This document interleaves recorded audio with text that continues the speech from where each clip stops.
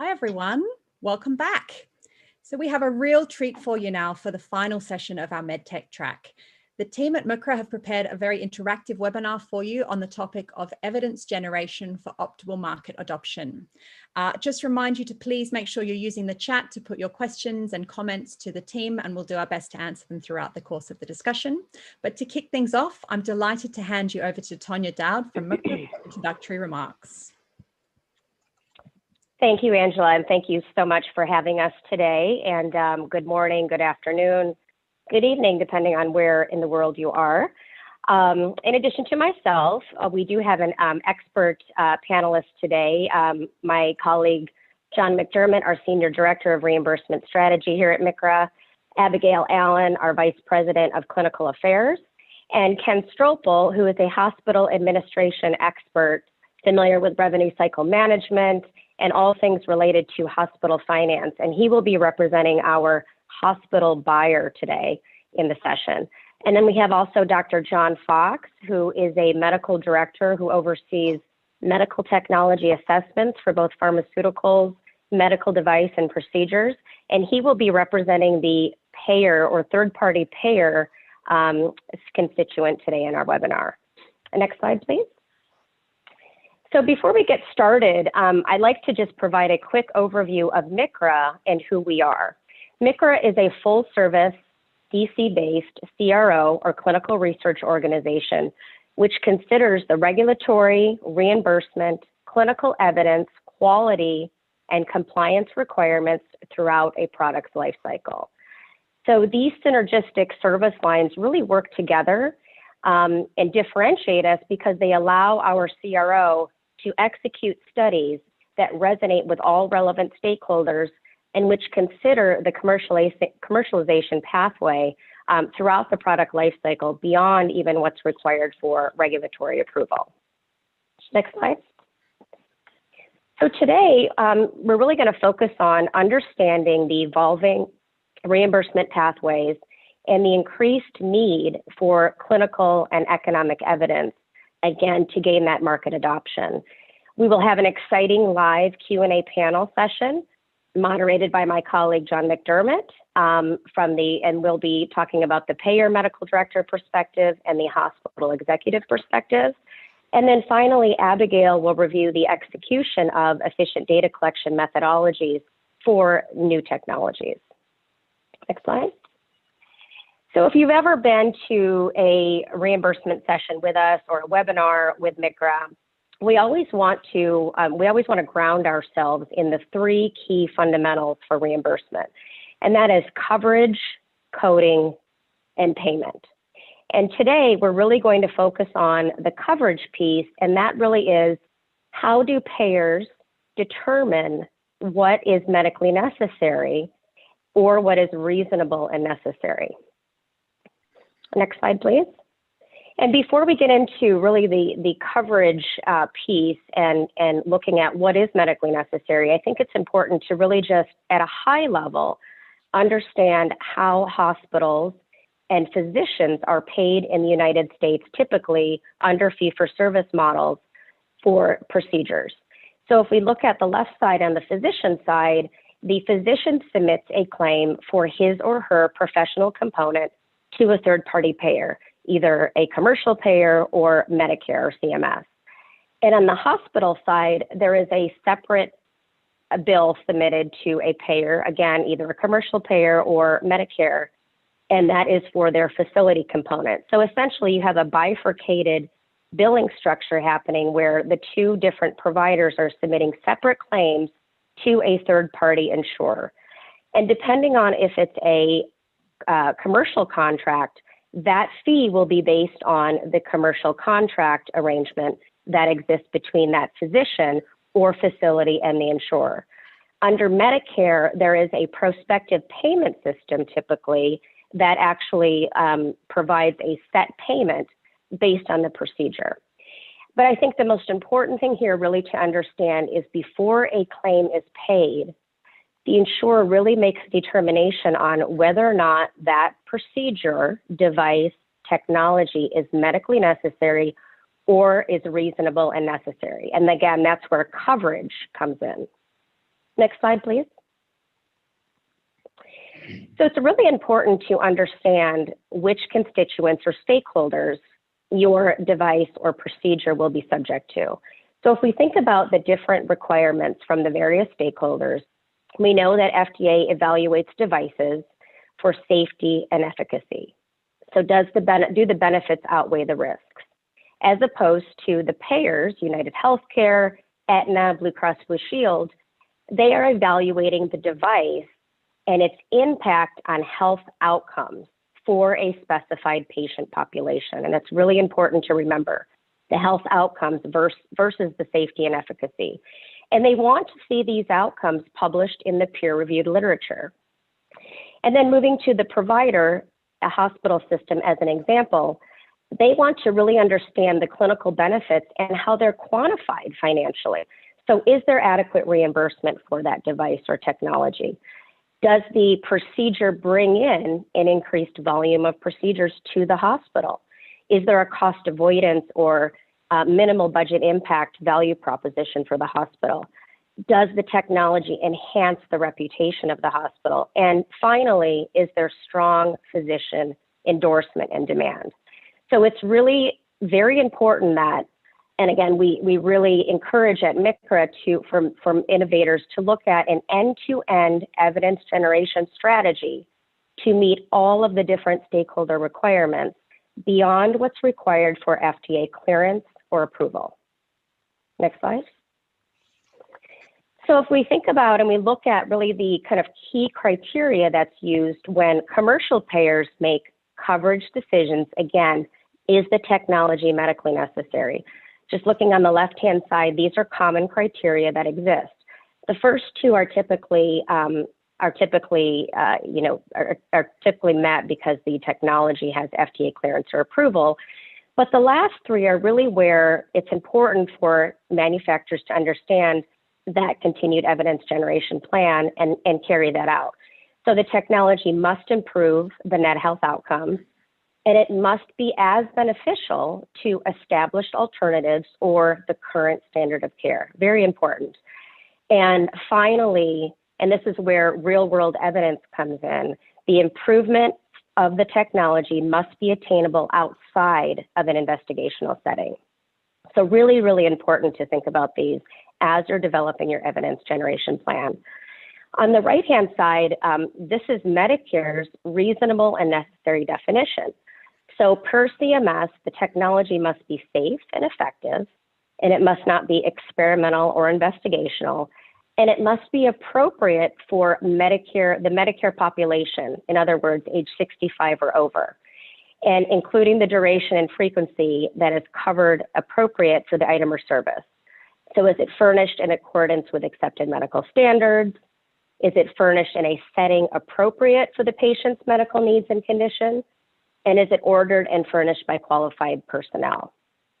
So really looking at those two different requirements, the commercial payers and Medicare contractors and CMS, it's really important as you, again, set about developing your evidence generation plan. Next slide. So this is the hot topic of the day, or of the year, I should say, and that is breakthrough devices. So if you're familiar with what has happened over the past several months, CMS has established and published a final rule, which is called the MCIT, Medicare Coverage of Innovative Technology. MCIT is the acronym we use. And they published a program, and they're establishing a program really to fast track coverage, national coverage, for devices who have breakthrough status with the FDA. The program also seeks to codify the definition, as we just talked about, of reasonable and necessary in making coverage determinations under the Medicare program. CMS proposes to provide immediate coverage for FDA-authorized breakthrough devices for a period of 4 years. So this is really, really significant and I think a really great step in the right direction from CMS. The biggest question is what happens when coverage, this 4-year coverage ends? And really, the breakthrough device would be subject to the traditional coverage methodologies that exist under Medicare currently. They would have maybe affirmative coverage under a national coverage decision, so it would continue, or they would have non-coverage in an NCD, or it would be really MAC discretion. So Medicare administrative contractors would really determine whether or not the device would continue coverage. With the change in administration, the Biden administration has actually put a freeze for 60 days on several different rules, this one being included. However, we do expect that because the MCIT had bipartisan support, there is likely an opportunity that MCIT will proceed as expected. So the effective date, again, would be March 15th, 2021, of course, this year. Next slide. So some considerations that I think manufacturers really need to think about is, of course, the FDA, the device must be cleared or approved by the FDA, and again, given that breakthrough status. This program is voluntary, so manufacturers don't have to participate. Even if they have breakthrough status for their device, they can make the decision to choose to or not. However, manufacturers should notify per CMS of their intention to elect MCIT within 2 weeks of receiving that breakthrough designation from FDA. The most important piece of this rule, essentially, is manufacturers of breakthrough devices who participate in the MCIT will not be required or mandated by CMS to conduct clinical studies during coverage under MCIT. However, it's really, really important that manufacturers understand that coverage under MCIT is provisional.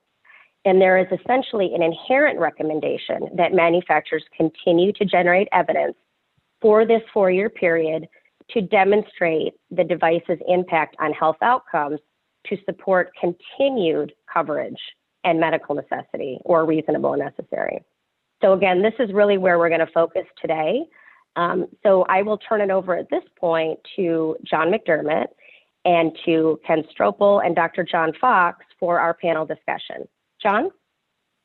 Okay, thank you, Tanya. Thank you for that nice introduction. We have a fabulous panel today, and I think it's always good when we can bring together different perspectives.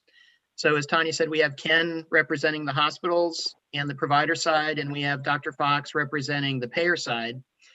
And I think if you listen to discussion of current topics, there's often a lot of emphasis on evidence as being a key to successful commercialization, but yet it's not always clear that there's a real understanding of what evidence means to the different stakeholders. And personally, I've always found it fascinating to understand the different ways that payers use evidence compared to how providers use the very same information. So let's get started with our panel. I have an opening question for Dr. Fox. So Dr. Fox, what does a payer medical policy committee do? How in-depth do the payers look at the evidence? And what are the differences among different types of payers in their ability to scrutinize the evidence and make policy? Well, first of all, thank you for having me today. So your first question was, what's the role of a medical policy? I think the primary role of a medical policy is to provide clarity for any stakeholder, whether it be the manufacturer or a facility or a provider or a patient, about how we're going to cover a new technology. The most important thing for us as a payer is to be consistent. You may not agree with our decision, but we want to be consistent. So next, what goes into development of that medical policy? So I worked for a regional health plan for a couple of decades. We had 2 people who were responsible for technology reviews. If you look at a national company, they may have dozens, and the number of technologies need to be reviewed is the same. So there are a number of technology assessment firms out there, and you know their names, that we use to help sift through all that information and trying to decide what our position was going to be. Many payers, including the one I used to work for, publish their policies, and so we want to make sure that we're not too far out ahead and not too far behind in our decisions. So we integrate all that information as well as the cost, into our decision. But as Tanya said, what we're really looking for is evidence of a net health benefit at an affordable price in our in the patients we serve. And I think probably the biggest challenge with medical devices is the durability of the data. We're paying upfront for, and typically a significant cost for a medical procedure or medical device. And when there's poor durability data, it makes it challenging for us to estimate not only what the clinical benefit is going to be, but also what the financial benefit and the cost offsets are going to be. So one thing that I know many of our clients are often interested in is how deeply does a payer dive into the data? And, I think I've heard, anecdotally that maybe smaller regional payers have less of an ability to dive in than do the large national payers. So maybe you could comment a little bit on those two items. I think that's probably true, although I'm sure I just offended somebody by saying that. But I think that's why we use external groups to help us assimilate all that information and distill it into manageable bites. So I think it's very accurate that we don't have the staff to be very sophisticated in our deep dives. But at the same time, when typically there's not a lot of data to review. You may have one or two clinical trials to review. And so the level of depth that we're going to is, as Tanya indicated, what is the net health benefit for this? And what are the cost offsets and the adverse consequences of this treatment? And then one follow-up question, what is the difference between the level of scrutiny that a private payer would bring to the evidence versus what Medicare would bring to the evidence? We just have an hour. Well, I think this MCIT decision is a fascinating one because Medicare essentially abdicated any responsibility for reviewing the data to the FDA and said if the FDA thinks it's adequate for breakthrough designation, then we'll cover it. So and clearly as a private payer, we're going to have a lot more scrutiny around these devices, especially given that they got breakthrough designation with a very modest amount of evidence. And what's intriguing is that, and Tanya alluded to this, providers are much more willing to adopt a new technology with a modest or minimal amount of evidence than payers are.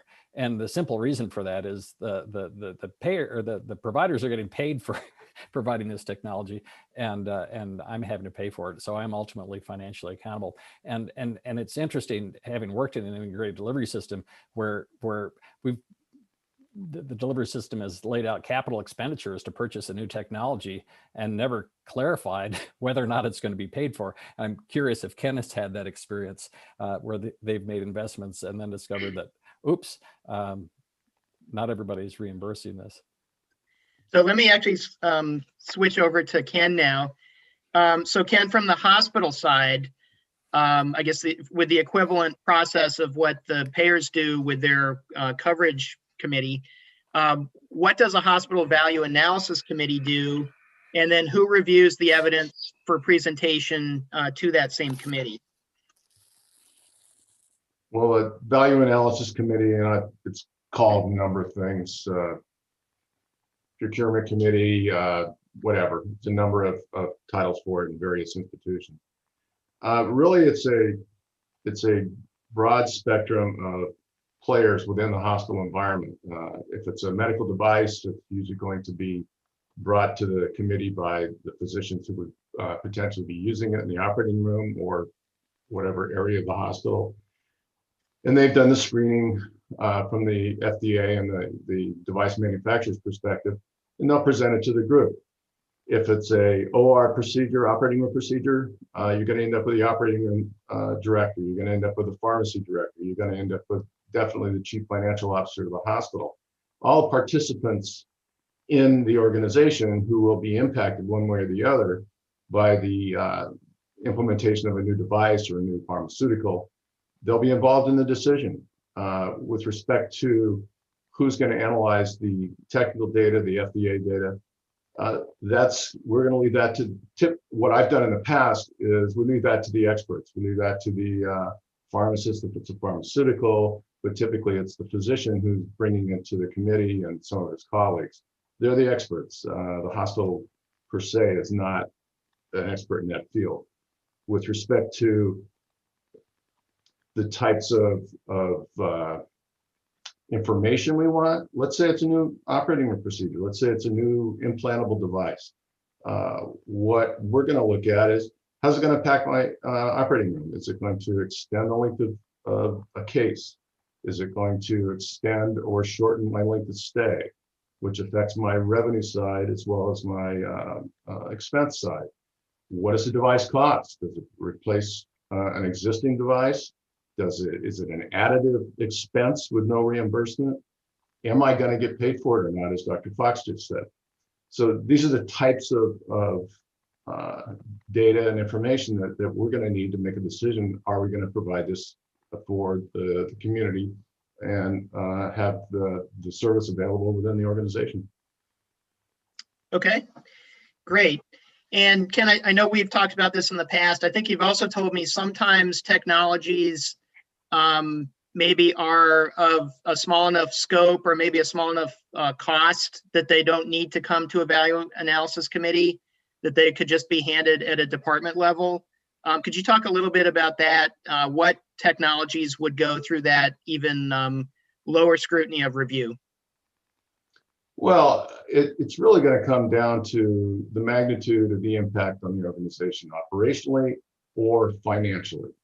So if it's a change out of a particular screw or rod in the orthopedic surgery department, and it's not going to cost the hospital significant amounts of money, and it's just going to be a change in device, it's not going to be an issue.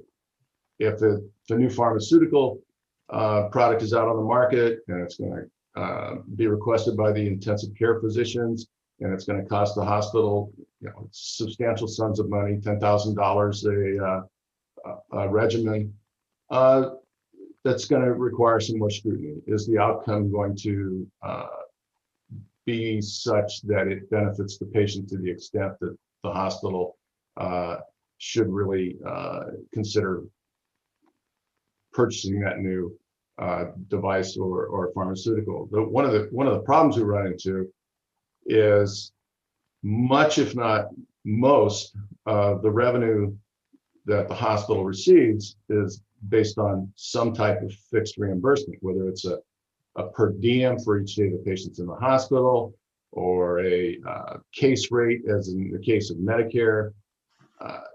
It's a fixed reimbursement. And so when I start increasing my expense to the extent that I'm no longer being compensated for the cost of the increase, it's problematical for the hospital. You got to survive financially in order to provide the services.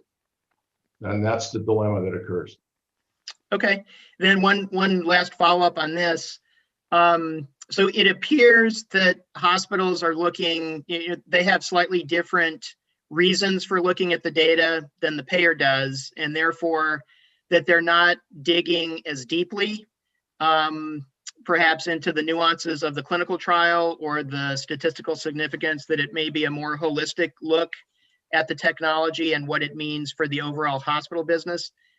Would you say that that is a fair way of describing it?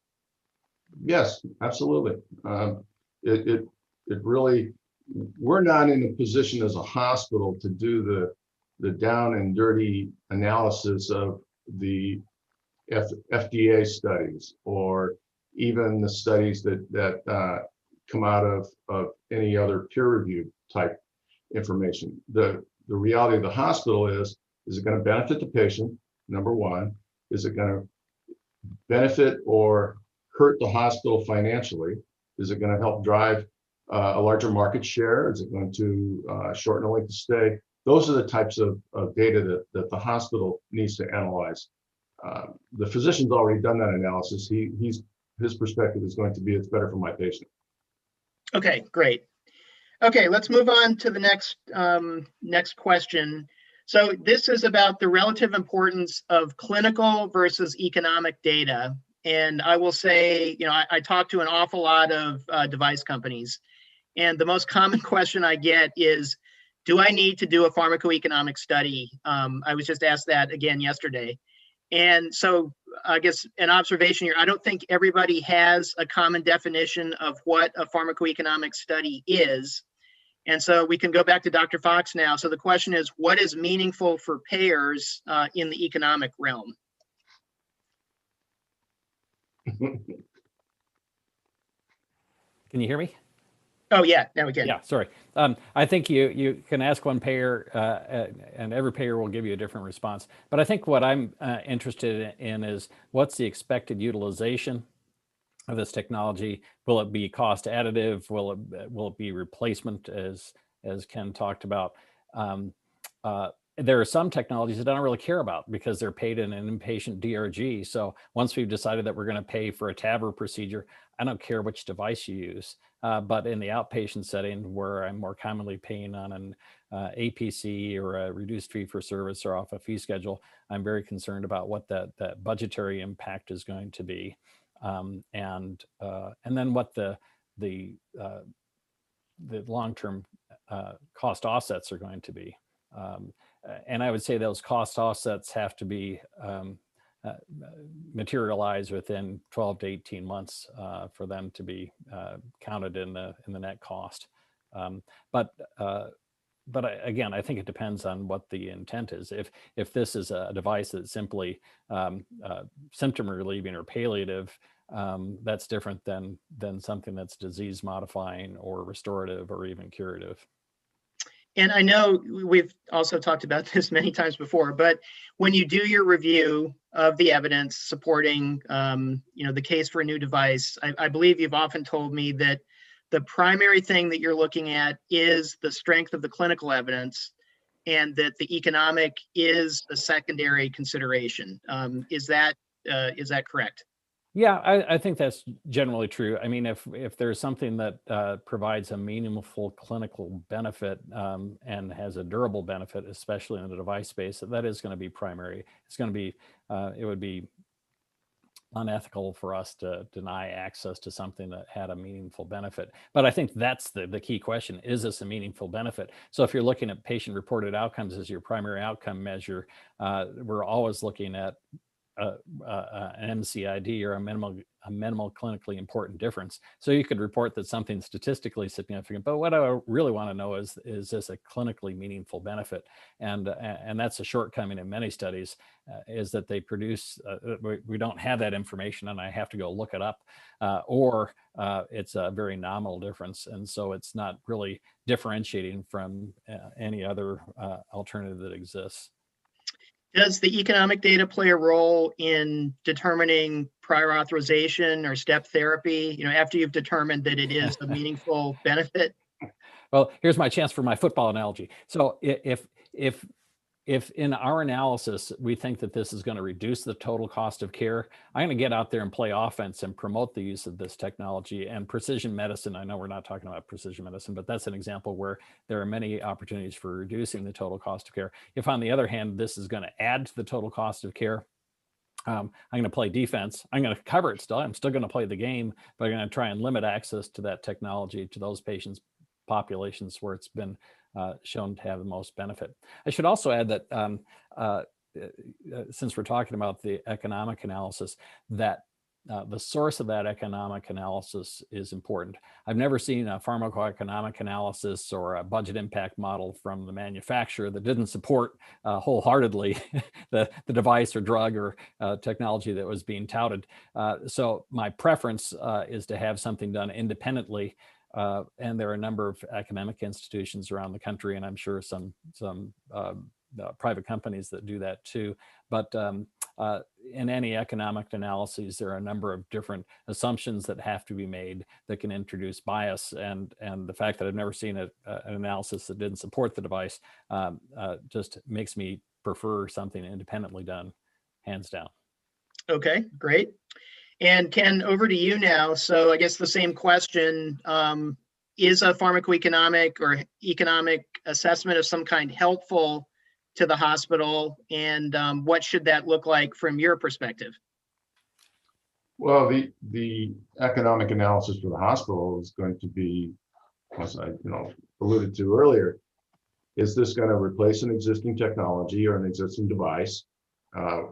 If it does, what's the additional cost? I've never ever had the opportunity to purchase an additional or a new device that didn't cost more than the old one.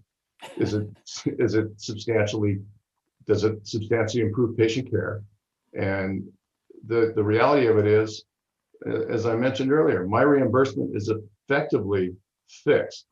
And when that situation occurs, he who pays the bills does the most research and puts the guardrails on whatever the device is. We all know that in the pharmaceutical world, the latest and the greatest drug that comes out, whatever it is, it's new, everybody wants to use it. The data presented by the manufacturer is always positive, or it wouldn't be there. And the reality of it is it that much better? Does it do the same thing? Sure. But the whole idea of the analysis of the hospital is, how can I do this economically and cover my costs? And much of the situation exists. It comes out there, everybody wants to use it, but nobody's going to pay for it because, as Dr. Fox was saying earlier, it just adds to a surgical procedure, or it extends the operating room time, which is an expense to the hospital, or it requires additional staffing for what benefit to the patient. That's kind of the decision tree that we use.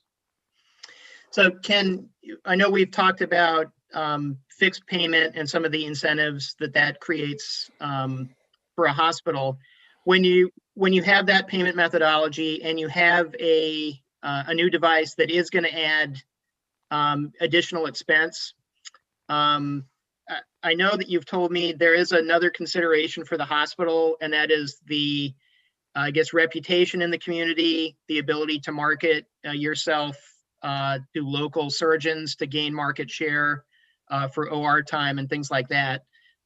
So is it possible to bring a cost additive technology to market under fixed payment and have it warmly embraced by hospitals? Sure. And the major question is going to be in that case, what is my competitor down the street doing? If he's buying the latest and the greatest surgical device that my surgeons they really want to use it and they want to bring their patients to my hospital, but I'm not going to spend the money for the device. So they're going to take the patients to the hospital that's got the device. So it's a market competition issue. Can I expand my market available to the hospital? There's a number of those types of questions that get asked. The other thing is, what is the incremental increase in cost? And which like I said, we always assume it's going to cost more, but what's the frequency of its use? What's the utilization? If it's going to cost me another, sum of money to do 9 cases a year, I'm not sure that's going to be a relevant issue for me to waste a lot of time on. If I'm going to do, 200 total hips and a total hip implant is another $10,000 a device, we're going to have second thoughts about the whole thing. Yeah. Okay. A great example of that, I think, was robotics. Robotics allowed a lot more surgeons to do complicated surgery, for example, prostatectomies, nerve-sparing prostatectomies. And our position as a payer was, there's adequate evidence to support that in some cases this produces a better outcome, but those are sparingly few where there is evidence to support a better patient outcome. Prostate cancer is no difference in long-term outcomes in patients. And for the most part, we simply said, we're paying for an outcome. We're paying for prostate removal for surgery. How you do it, we don't care. Another example is in hysterectomies. We said, if you want to use a robot, that's fine, but we're going to pay you the same amount. And then I think that really left it to the facility and physicians to decide what's the most appropriate use for this. And just the other kind of nuance to this, while robotics suggested that the manufacturer suggested this would improve return to work and return productivity, surgeons didn't necessarily reduce the amount of time that they gave patients off because they had a minimally invasive procedure. So even some of the employer benefits of robotics weren't realized. And if I can comment on that, I happen to be involved with the development of a program around the robot. And one of the real issues was it extended the operating room time substantially, which is a detriment for the physician's efficiency. And certainly it was costing the hospital more money. There's a whole number of consumable costs that were, I don't know, $5,000, $6,000 a case added to the cost of the procedure. And at the same time, I've got to have a whole new set of operating room people who are trained on the equipment, and I got to have the equipment available 5, 6, 7 days a week. So I've got 2 crews, 2 new sets of staff to deal with. So that's a significant decision. Good. Hey, let me go back to one thing on the economic data. So Dr. Fox gave us his opinion of company provided models and things like that. Ken, when you, from the hospital perspective, when you receive or see those prepared by companies, are those credible to you as well, or did they serve did they serve any helpful benefit for the manufacturer? They're interesting, but I'm going to trust it, and then I'm going to verify it. So I'm going to do my own side-by-side analysis with the data, not the conclusion, but the data, and do my analysis to look at it from the hospital's perspective, because typically the ones that I've seen of any substance, it's clearly a benefit for the manufacturer, and it's going to look fairly rosy, but I want to know the downside of that before I make a decision. Yep. Yeah. Okay. And then Dr. Fox, just one follow-up on that for you. Is it, I know you're highly skeptical of them. Is it ever the case that when you see a model, even though you don't trust the numbers that are in it, that it might actually raise a question in your mind, or might convince you to go take a closer look on your own, so that in the end, even though it wasn't accepted at face value, it still might have served a purpose for the manufacturer? Oh, yeah, sure. I don't mean to suggest we ignore them completely, but Ken probably said this, trust but verify. But I would say it's very difficult for us to verify these models simply because we don't have as much data or the staff to do so. But you asked a question earlier about, is it clinical or economic? I think, TAVR might be another good example where the 1-year survival data at patients who are at high risk of mortality was so much better that we just had to, we covered it, and we ate the cost. We increased premiums in order to be able to afford that. And then with lower risk patients, when evidence showed that outcomes were better and complication rates and rehospitalization rates were lower, we covered it there too. So I don't want to paint the picture that this is all about the cost, and there was a separate DRG, I think, established for that. And so we accommodated the adoption of the advent and the adoption of new technology. Okay. All right, so let's move on. I've got another line of questioning here. So this is on the level and the sufficiency of the evidence. And I'm going to start with Dr. Fox. And I have an anecdote. I have a client. They were very proud. They had a single randomized control study with 3-year follow-up data. And they very proud. They invested a lot of money, gold standard. They took it to a payer. And the payer's response was, "Oh, that's wonderful. I need 5 years," or "That's wonderful. I need 2," something like that. So the question to you is, how much evidence is enough, and I guess of what quality evidence is going to be sufficient to win coverage?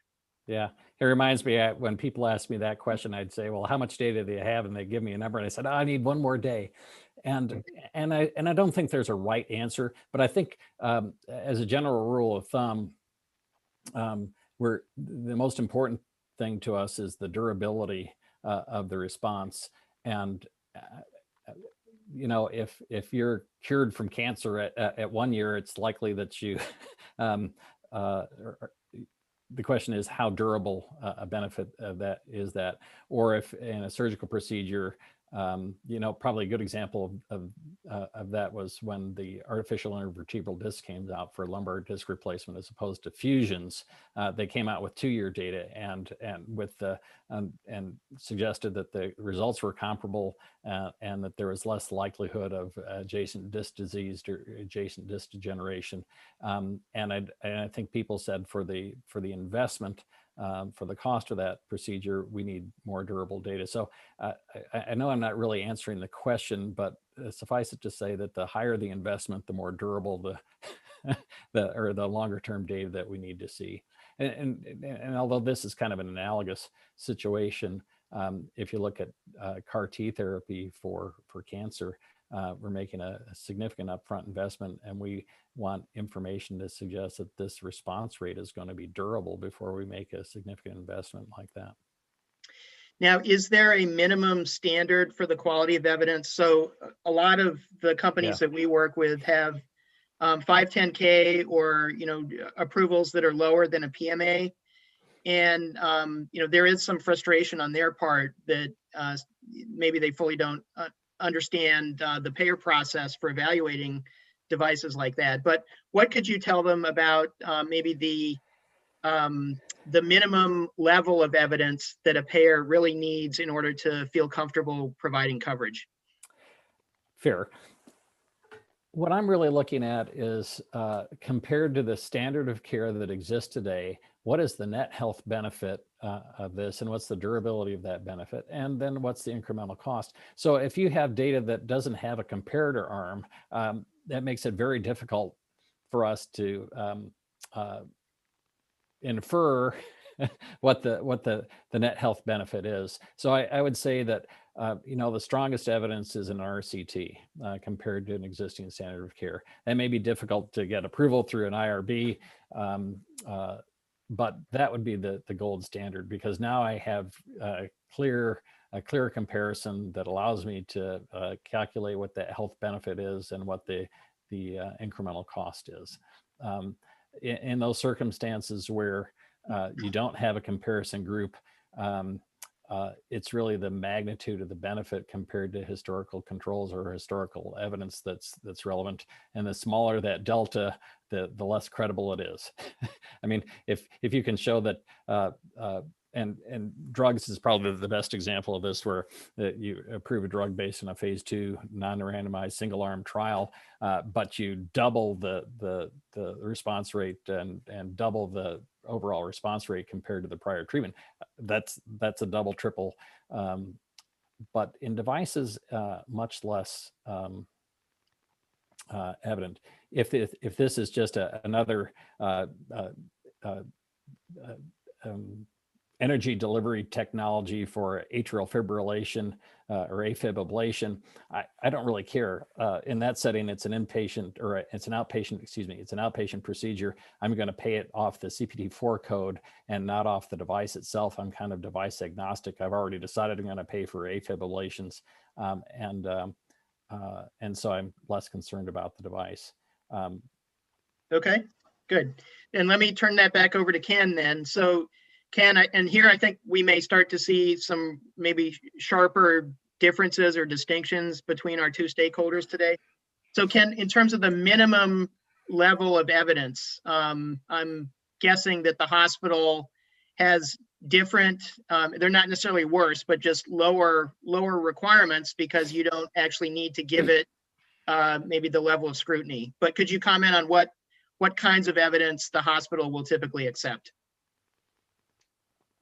Well, the hospital's not, you know, in my experience, the hospital's not going to get into the analytics of the details, the weeds of the analytics of the clinical benefit.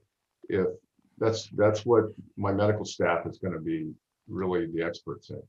So to go to one of the pharmaceutical issues, a number of years ago, there was a drug that came out to treat sepsis, terrible disease.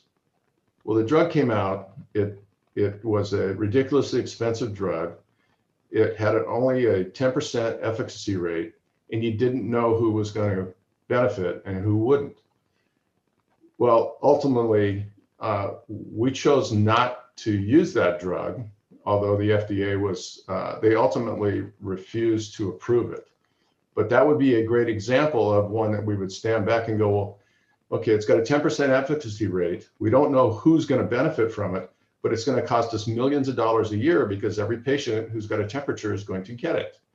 And that's an example of a gross example of that decision tree. Now, with respect to a device, if it's a total hip device, is it going, as Dr. Fox referenced, is it going to actually be more durable and extend the useful period of time, another 10 years? Okay, if it's going to do that, maybe it's worth paying a little more for the device. But then that's where my evaluation comes into play. What is it actually going to cost me during the year? What is the utilization going to be? There's not a cut and dry decision point. It's what is the impact on the organization or my ability to provide other devices and benefits for the medical staff to take care of their patients with. So it's a give and a take, and the more you get the medical staff involved, the better your decisions are going to be. That's a long way of saying it's a tough question to answer.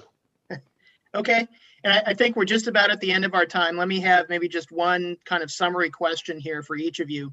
So Dr. Fox, if you could give any guidance or advice to our medical device listeners or viewers out there today on what is the essence of what the payers are looking for in evidence, just in a sentence or two or three.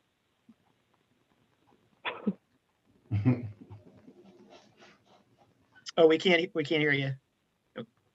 I think we're looking for an alternative treatment option that provides a superior outcome to the existing standard of care that can be produced affordably with a durable benefit. Don't want to have to pay for redos after 18 months. and I don't want to have additive therapy that's on top of existing therapy already. So again, if I can find a way of improving outcomes at a lower cost, I'm going to drive that. I'm going to push that amongst providers and facilities. That would be the gold ring to reach for. Perfect. And Ken, what about on your side? Well, I agree with Dr. Fox's perspective, but I think there's an additional perspective within the hospital. Dr. Fox's reference is basically to a particular procedure. I have to look at the whole organization and the politics of the medical staff and where they can take their patients elsewhere. So I want the best product. I want it to either reduce my costs through a length of stay change or a number of ways, or not increase my cost and find some way to get reimbursed for it. Perfect. Thank you. So I thought this was a really good discussion where we tried to highlight some of the differences in the stakeholders, and thanks to both of you. Now let me turn it back over to Tanya, and then we have a few things left for our webinar. John, thank you so much. And Dr. Fox, thank you. Ken, thank you so much. We're going to turn it over to Abigail Allen now, our Vice President of Clinical Affairs at MCRA, who is going to provide an overview of evidence development and MCRA's capabilities in that area. So Abigail? Tanya, and thank you everyone for that amazing discussion. So we're almost out of time, so I'll be pretty quick here. But we thought it would be helpful to talk about the data now. You've decided you want to collect data, and how do you do it? How do you go about doing it? Dr. Fox talks about a randomized trial. That's certainly one kind of larger option. So we really narrowed down the studies to really make it clear on how to collect the data and the different types of studies. So just for all clinical research, as everyone knows, you do have to get IRB approval. And sometimes the IRB approval is saying, we are waiving consent. It's in these retrospective studies. You can waive consent and make it easier, but you have to have the IRB state that for you. So all of the studies I'm going to quickly go through, you do have to apply to IRB.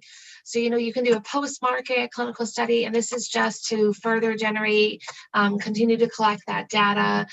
Tanya talked about at the beginning, even just continuing to collect the data just to support what you've already said and what you've already proven. And then you can do, a real world registry study. This is really just at the sites that are currently using your product. You go to them and you say, we just want to collect everything for all of the patients that you are currently using this product for. So then it's just kind of, it's almost like a data dump, and you put the data in, and then you can look at it later. And then you can do retrospective studies. You can do retrospective studies a lot like the registry study we talked about a moment ago, where again, it's more of a data dump. You look at all the data that's happened at that site, or you can specifically collect data through remote access, EMR, or just through the site's charts to review the data to collect the specific data for your study. So those are kind of the different types of studies you can run. And then obviously, and of course, physicians can always review reported outcomes for your product and provide really collect the data and really share how the device and procedure are influencing efficacy, ease of use, quality of life, and such that type of data. And then we just thought it'd be helpful to show just at MCRA as an example of how we would run the study and how we would incorporate the different teams. If you could, thank you. So, just as an example of how you would run the study at MCRA, at our CRO, or wherever else you were running the study, all of these teams would work together with your life sciences panel. This is the expectation, is that you all come together from the regulatory team, the reimbursement team, the clinical team, work together to support what the advisory panel is suggesting that you do for your study. And this is just an example of how at MCRA we would run the study for you to support those continued data generation and claims that you've made to support that throughout the duration of the product life cycle. So, and with that, I will pass it back to, I know there's been some questions coming in, so pass it back to my colleagues to answer any additional questions you have. Thank you, Abigail. So I know we don't have a ton of time for questions here, but I at least wanted to get through a few. And then if there are questions that anybody still has that we can't get to, I encourage you to reach out to us. You can email us at info@mcra.com. It's info@mcra.com. And let us know your question, and we will be sure to follow up with you and can schedule a call as needed. So looking at the questions here for the team, we have one that says, when a company receives an Ntap from CMS, do private payers typically also provide added reimbursement? Well, I'll take that. I guess that's for me. Yes, typically, I mean, certainly for our Medicare Advantage patients, we do. And for commercial patients, we evaluate that on the new technology add-on payment as separately. But typically we'll follow Medicare's reimbursement methodology. Okay, great. Thank you. Let's see, another one here is, are there differences in how payers, regulators, and clinicians define meaningful clinical benefit, and how device companies navigate that? Go ahead, Dr. Fox, I can't speak on behalf of regulators. But I think, yes, there is a difference. I'm a physician. Most things, I don't live and breathe, and I'm not a practicing physician anymore. So I'm just looking for an externally validated endpoint about what's considered a clinically meaningful difference. And if there's nothing published that's an independent estimation of what that minimally clinically important difference is, I'm really stuck. And then I have to go ask a provider, and they're going to say, well, yeah. But I think that's the challenge that we have, is we're speaking two different languages. Any benefit may be meaningful to a provider, but I'm looking, if I'm going to have a substantial increase in cost, I'm looking for an independent validation that that benefit is a meaningful one. I think just to add to that, Alyssa, and thank you, Dr. Fox, is again, remembering that the regulatory approval or clearance, the data that's required for that is not necessarily adequate, or isn't adequate, if you will, for the payer and or the hospital system. So, you know, with FDA clearance, there's really no data required. Bench testing data is adequate, but even with a PMA, definitely not adequate enough to, again, meet the payer standards. I think that's a really important piece to understand. I think what's interesting, and where these two kind of converge, is when the delivery system or the hospital and its provider groups take on financial risk, either through a Medicare ACO where they've got two-sided risk, or with commercial contracts where they have two-sided risks. I think most of those delivery systems are really focused on primary care and managing chronic diseases, but the more sophisticated ACOs are asking these very same questions. Is adding this technology above and beyond what Ken talked about, which I appreciate, is this worth taking money out of our pockets? Because at the end of the day, I've got a fixed pool of money, and is this benefit a meaningful enough one that I should be paying out of my pocket for this technology, for this innovation? Yeah. Great. Another question that came in, with MCIT, will private payers be required to cover the device for MAPs as they would with an NCD? Oh yeah, for MA plans, yes. At least that's my understanding today. That would apply to MAPD plans. So for Medicare Advantage plans, the answer is yes, Dr. Fox, but what is your thought on the commercial side for the commercial members? Do you foresee commercial payers adopting those? No, I don't. Adopting MCIT? I don't. I think we have a tremendous frustration with breakthrough designations because that suggests it's promising but unproven, and I think it's probably the slight nuance there is if this has a strong potential for reducing the total cost of care, there may be some earlier adopters. But if this is clearly going to add to the total cost of care and has unproven benefit, we'll use that language, experimental, your three favorite words, experimental, investigational, or unproven. So I don't think that this designation does manufacturers any favors in the commercial payer space. Yep. Okay, thank you. Okay, so it looks like that's all of the, maybe we have time for one more. So, and I don't know, this might be too much of an answer in the little time left. We can take it offline if so, but with no or very early robust prospective health economic data for informing payment rates, how will payment during the temporary MCIT period be determined? I guess I can take that. So MCIT really is only for coverage. So MCIT actually has nothing to do with payment. So nothing would be different if you didn't have a code and you had MCIT, you would still not have a code and you would need to use unlisted codes. You'd be subject to the normal timelines. You still have to apply for Ntap on the normal timeline. So really, MCIT only provides you coverage. It does nothing to get you down the path of coding or payment. And that's not a very welcomed answer, but that's what MCIT is. It takes care of one of the three, coverage only. Great, thank you. Okay, Ali, we'll hand it back to Angela from LSX now to close it out as we are out of time. But again, I encourage you to submit any other questions through our website or email info@mcra.com, and we will absolutely address them and schedule time as needed. Thank you, everyone.